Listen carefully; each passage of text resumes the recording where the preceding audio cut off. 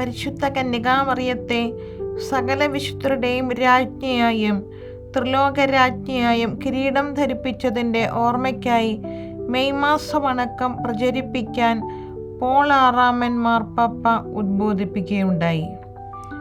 വിശുദ്ധ John Paul രണ്ടാമൻ മാർപ്പാപ്പ 2002 പ്രകാശത്തിൻ്റെ രഹസ്യങ്ങൾ കൂടി ജപമാലയിൽ കൂട്ടിച്ചേർത്തു. 2003 ജപമാല വർഷമായി പ്രഖ്യാപിച്ചതും വിശുദ്ധ ജോൺ പോൾ രണ്ടാമൻ മാർപ്പാപ്പയാണ്. ജപമാലയാണ് എൻ്റെ ഏറ്റവും പ്രിയപ്പെട്ട ഭക്തിയെന്നാണ് വിശുദ്ധ ജോൺ പോൾ രണ്ടാമൻ മാർപ്പാപ്പ പറഞ്ഞിട്ടുള്ളത്.